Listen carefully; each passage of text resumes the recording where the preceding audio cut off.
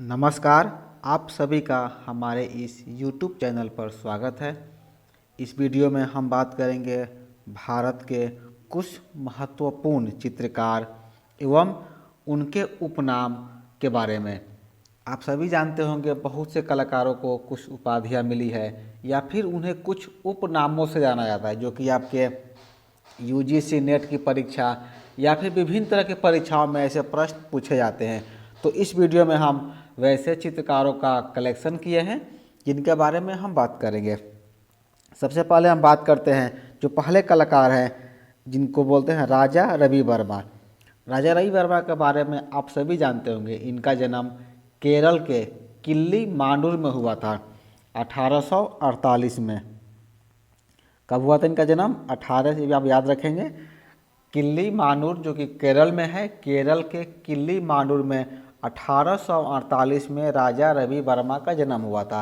राजा रवि वर्मा को जो है चित्रकारों का राजकुमार कहा जाता है। ये इनकी उपाधि या उपनाम आप कह सकते हैं। जिसे राजा रवि वर्मा को जो है उपाधि की हम बात करें तो जो इनके नाम में जो राजा शब्द है, राजा इनको उपाधि मिले थे और इन्हें इनका उपनाम है चित्रकारों का राजकुमार इन्हें कहा जाता है। अगला जो है भारत का पिकासो। ये प्रश्न जो है कई बार परीक्षा में पूछा गया था कि भारत का पिकासो किसे कहा जाता है। देखिए अमूमन जो है भारत का पिकासो MF हुसैन को कहा जाता है, लेकिन MF हुसैन के साथ साथ यामिनी राय को भी भारत का पिकासो कहा जाता है। यदि आपके ऑप्शन में MF हुसैन नहीं दिया है तो यामिनी राय को आप टिक लगाएंगे, ठीक है ना। ये दोनों ऑप्शन दे दिया है तो फिर MF हुसैन आपका राइट आंसर होगा। तो यहाँ पर हम देख रहे हैं कि भारत का पिकासो यामिनी राय और MF हुसैन दोनों को कहा जाता है। यदि हम यामिनी राय के बारे में बात करें तो यामिनी राय को जो है फोक आर्टिस्ट यानी कि लोक कलाकार भी कहा गया है। इनका जन्म जो है पश्चिम बंगाल के बांकुरा में हुआ था।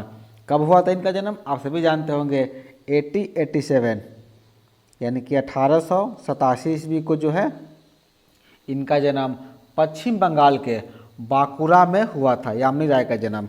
उसी तरह MF हुसैन का जन्म जो है 1916 ईस्वी में सोलापुर में हुआ था। कई जगह आपको इंटरनेट पर या कहीं आपको 1915 भी मिल जाएगा, लेकिन कला की किताबों में जैसे कि रीता प्रताप की जो किताब है उस किताब में आपको 1916 मिलेगा। MF हुसैन का जन्म 1916 ईस्वी में सोलापुर में हुआ था। उसी तरह कैलेंडर आर्टिस्ट किसे कहा जाता है? MF हुसैन को कहा जाता है। MF हुसैन का पूरा नाम हुआ मकबूल फिदा हुसैन। इसके बाद हम देखते हैं RN टैगोर यानी कि रविंद्रनाथ टैगोर। रविंद्रनाथ टैगोर को जो है रचनात्मक चित्रकार भी कहा गया है। रचनात्मक चित्रकार यानी कि क्रिएटिव आर्टिस्ट इन्हें कहा जाता है। रविंद्रनाथ टैगोर के बारे में आप सभी जानते होंगे। इनका जन्म पश्चिम बंगाल के जोड़ासागो में 1861 ईस्वी में हुआ था। इनका जन्म हुआ था 1861 में 1861 ईस्वी में पश्चिम बंगाल के जोड़ासागो में। रचनात्मक चित्रकार के बाद हम बात करते हैं प्रयोगात्मक चित्रकार। प्रयोगात्मक चित्रकार जो है गगनेन्द्र नाथ टैगोर को कहा जाता है। गगनेन्द्र नाथ टैगोर का जन्म भी पश्चिम बंगाल के जोड़ासागो में ही हुआ था। यदि हम ईस्वी की बात करें तो 1867 ईस्वी में 1867 में गगनेन्द्र नाथ टैगोर का जन्म हुआ था। हमारे अगले कलाकार हैं BC सन्याल। BC सन्याल का पूरा नाम है भावेश चंद्र सन्याल। इनके यदि हम जन्म की बात करें तो इनका जन्म हुआ था 1901 ईस्वी में। भावेश चंद्र सन्याल का जन्म हुआ था 1901 ईस्वी में असम के डिब्रूगढ़ में। इन्हें जो है शताब्दी पुरुष के नाम से भी जाना जाता है। इनका उपनाम आप कह सकते हैं, भावेश चंद्र सन्याल का उपनाम है शताब्दी पुरुष। शताब्दी पुरुष के साथ ही साथ इनको कला सम्राट के रूप में भी जाना जाता है। यहाँ हम देख पा रहे हैं कि भावेश चंद्र सन्याल जिनका जन्म 1901 ईस्वी में हुआ था असम के डिब्रूगढ़ में, जिन्हें शताब्दी पुरुष तो कहा ही जाता है। शताब्दी पुरुष के साथ ही साथ कला सम्राट के रूप में भी इन्हें जाना जाता है। इसके उपरांत हैं सत्येंद्र नाथ मजूमदार। आप सभी जानते होंगे सत्येंद्र नाथ मजूमदार का जन्म मुर्शिदाबाद में हुआ था। कब हुआ था? इनका जन्म हुआ था 1891 ईस्वी में। इनका जन्म हुआ था 1891 ईस्वी में। कहाँ पर हुआ था? मुर्शिदाबाद में। इन्हें जो है भावों का सम्राट कहा जाता है। देखिए दो चीज़ यहाँ पर ध्यान देना है आपको। पहला है कला सम्राट, ये कहा जाता है बीसी सन्याल को। और यदि प्रश्न आता है भावों का सम्राट, तो भावों का सम्राट आप कहेंगे सत्येंद्र नाथ मजूमदार को। और भावों के सम्राट के साथ साथ वैष्णव चित्रकार भी सत्येंद्र नाथ मजूमदार को ही कहा जाता है। ये आपको ध्यान रखना है। देखिए सम्राट जो है दोनों शब्द में है, कला सम्राट बीसी सन्याल यानी कि भावेश चंद्र सन्याल, और भावों का सम्राट सत्येंद्र नाथ मजूमदार, वैष्णव चित्रकार भी सत्येंद्र नाथ मजूमदार को ही कहा जाता है। उसके बाद जो है रंगों का सम्राट। यदि आपसे पूछा जाए रंगों का सम्राट कौन है, तो अब्दुल रहमान चुगदई। इनका जन्म जो है 21 सितंबर 1897 को लाहौर पाकिस्तान में हुआ था। 1897 ईस्वी में कहाँ पर हुआ था? लाहौर के पाकिस्तान में इनका जन्म हुआ था, अब्दुल रहमान चुगदई का। इन्हें जो है रंगों का सम्राट कहा जाता है।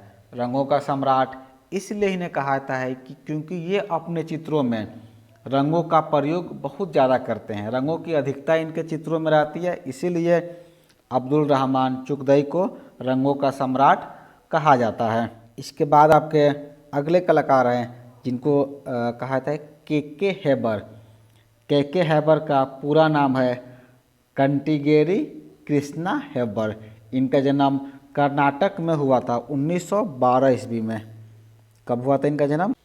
1912 ईस्वी में। ठीक है।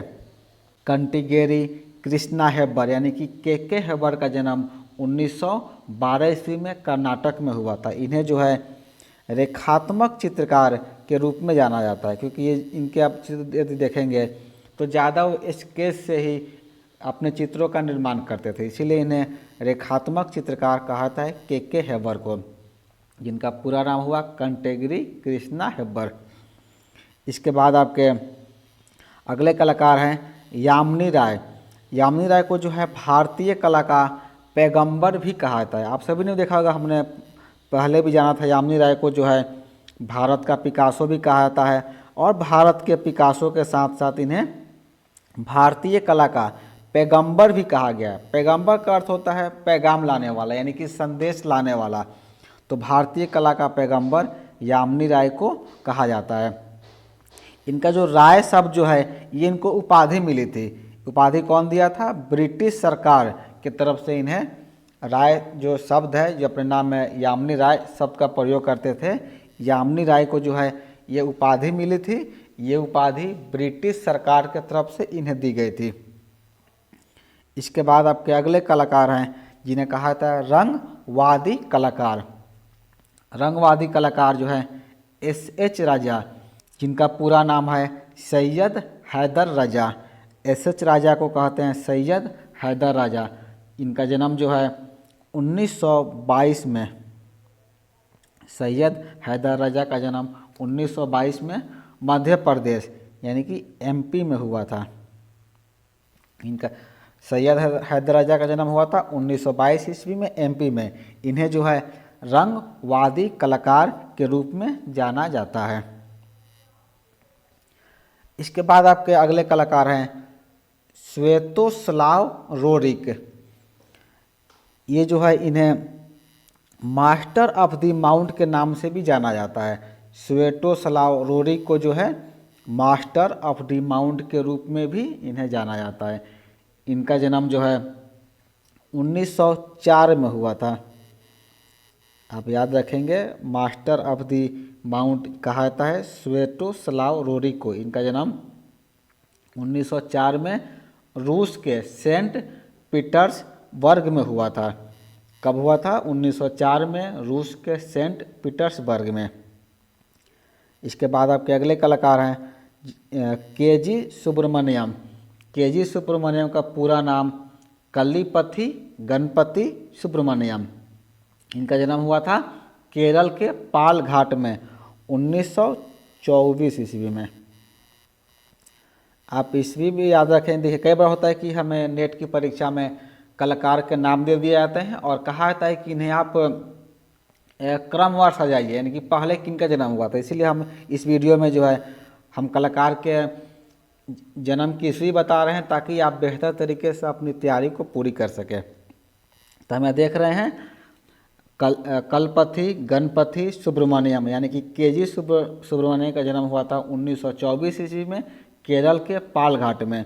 इन्हें जो है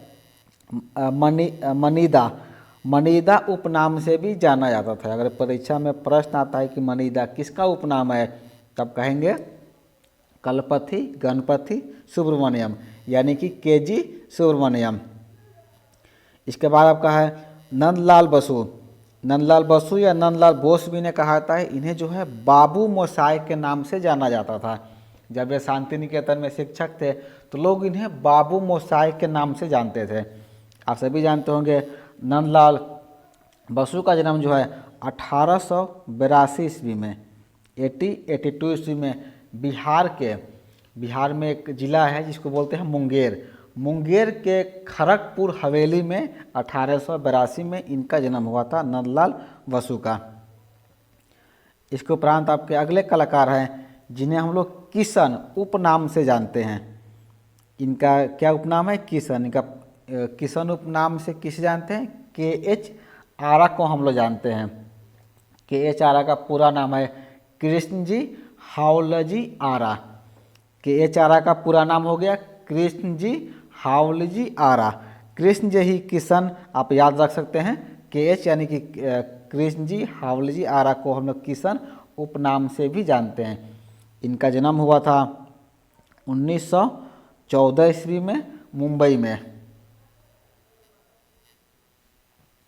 इसके बाद पे अगले कलाकार हैं जिनको हम लोग दत्तू भैया के नाम से जानते हैं। दत्तू भैया यानी कि DD देवलालीकर को जो है दत्तू भैया के नाम से जाना जाता है। उसके उपरांत आपके अगले कलाकार हैं अवनींद्र नाथ ठाकुर। कई जगह आपको अवनींद्र नाथ टैगोर भी मिलेगा, अवनींद्र नाथ ठाकुर भी मिलता है, जिन्हें हम लोग शिल्प गुरु या फिर कला गुरु के नाम से जानते हैं। क्योंकि आप सभी जानते होंगे जो आधुनिक चित्रकला की जनक की हम बात करते हैं, मॉडर्न आर्ट की बात करते हैं, तो इसके जो जनक हैं, जनक भी आपके अवनींद्र नाथ ठाकुर ही हैं। इसीलिए इन्हें शिल्प गुरु या फिर कला गुरु के नाम से जाना जाता है। इनका जन्म जो है 1871 में हुआ था। इनका जन्म हुआ था 1871 ईस्वी में पश्चिम बंगाल के जोड़ा साको में। उसके उपरांत ये तो बहुत आसान क्वेश्चन है, राम किंकर बैज। राम किंकर बैज को जो है किंकर दा के नाम से जाना जाता है। देखिए बंगाल में जो है दादा या दा शब्द का अर्थ होता है बड़ा भाई या भाई, तो किंकर दा के नाम से जो है राम किंकर बैज को जाना जाता था। राम किंकर बैज का जन्म जो है पश्चिम बंगाल के बांकुरा में 1910 में हुआ था। कब हुआ था? 1910 ईस्वी में पश्चिम बंगाल के बांकुरा में इनका जन्म हुआ था। उसके उपरांत आपके हैं गोपाल घोष। गोपाल घोष जो है कलकत्ता के बोहीमियन, इन्हें कहा था कि ये कलकत्ता के बोहीमियन कलाकार हैं। यदि ये प्रश्न आपसे आता है कि बोहीमियन कलाकार किसे कहा जाता है या कलकत्ता के बोहीमियन कलाकार किसे कहा गया है, तो आपका राइट आंसर हो जाएगा गोपाल घोष। गोपाल घोष का जन्म जो है 1913 ईस्वी में हुआ था। 1913 ईस्वी में पश्चिम बंगाल में इनका जन्म हुआ था गोपाल घोष का। इसके उपरांत आपके जो हैं अगले कलाकार हैं जिन्हें हम लोग कहते हैं निकोलस रोरिक। इन्हें जो है रंगों का जादूगर कहा गया है। रंगों का जादूगर किसे कहा गया है? निकोलस रोरिक को। इनका जन्म जो है 1874 ईस्वी में 1874 ईस्वी में सेंट पीटर्सबर्ग जो कि रूस में है, रूस में इनका जन्म हुआ था 1874 ईस्वी में। बट इन्होंने अधिकतर समय भारत में ही बिताया। इन्हें जो है रंगों का जादूगर कहा जाता है। इसके उपरांत आपके अगले कलाकार हैं भूपेन खक्कर। इनका जन्म मुंबई में हुआ था 1934 ईस्वी में। 1934 ईस्वी में मुंबई में भूपेन खक्कर का जन्म हुआ था। इन्हें भारतीय पॉप कलाकार कहा जाता है। देखिए पॉप कलाकार भूपेन, पॉप से आप पेन याद रख सकते हैं। आधुनिक भारतीय पॉप कलाकार किसे कहा गया है? भूपेन खक्कर को। इनका जन्म हुआ था 1934 ईस्वी में मुंबई में। उसके उपरांत आपके हैं बंगाल का मंसूर। बंगाल का मंसूर किसे कहा जाता है? आप सभी जानते होंगे, के वेंकटप्पा को जो है बंगाल का मंसूर कहा जाता है। इनका जन्म जो है 1887, इनका जन्म कब हुआ था? 1887 में इनका जन्म हुआ था, जिन्हें हम लोग के वेंकटप्पा को जो है बंगाल का मंसूर के नाम से जानते हैं। इसके उपरांत आपके अगला जो है कला रत्न या कलाविद किसे कहा जाता है? यदि प्रश्न आपसे पूछा जाए कला रत्न या कलाविद किसे कहा जाता है, तो राम गोपाल विजय वर्गीय। इनका जन्म जो है राजस्थान में 1905 में हुआ था। राम गोपाल विजय वर्गीय का जन्म 1905 ईस्वी में राजस्थान में हुआ था। इन्हें कला रत्न या कलाविद के नाम से जाना जाता है। इसके उपरांत जो है नेता चित्रकार। नेता चित्रकार मौला राम को कहा गया है। मौला राम के बारे में आप सभी जानते होंगे। इनका जन्म जो है श्रीनगर में हुआ था 1743 ईस्वी में। और इनकी मृत्यु की यदि हम बात करें तो इनकी मृत्यु हुई थी 1833 ईस्वी में, वो भी श्रीनगर में ही। इन्हें जो है मौला राम को नेता चित्रकार कहा जाता है। इसके उपरांत आपके जो हैं अगले कलाकार हैं जिन्हें हम लोग पूर्व का राफेल कहते हैं। ये बहुत इंपॉर्टेंट क्वेश्चन है, कई बार परीक्षा में पूछा गया है कि पूर्व का राफेल किसे कहा जाता है, तो पूर्व का राफेल बिहिजाद को कहा जाता है। किसे कहा जाता है पूर्व का राफेल? बिहिजाद को। और आज के इस वीडियो का अंतिम क्वेश्चन है कि भाई साहब की उपाधि किसे दी गई है, तो भाई साहब की उपाधि जो है आपके देवकी नंदन शर्मा को दी गई है। देवकी नंदन शर्मा का जन्म जो है 1919 ईस्वी में अलवर में हुआ था। यहाँ पर हम बिहिजाद के बारे में आपको थोड़ा सा बताना चाहेंगे। बिहिजाद का जो है पूरा नाम कमाल उद्दीन बिहिजाद था। इन्हें जो है कमल अलदीन बिहिजाद या कमलदीन बिहिजाद के नाम से भी जाना जाता था। ये जो है एक फारसी चित्रकार थे और इनका जन्म जो है 1450 ईस्वी में हेरात अफगानिस्तान में हुआ था और इनकी मृत्यु जो है 1535 में, यानी कि 1450 में इनका जन्म हुआ था हेरात अफगानिस्तान में और इनकी मृत्यु हुई थी 1535 हेरात अफगानिस्तान में ही। बिहिजाद के बारे में हम बात कर रहे थे। तो आज के इस वीडियो में इतना ही। वीडियो को पूरा देखने के लिए आपका धन्यवाद।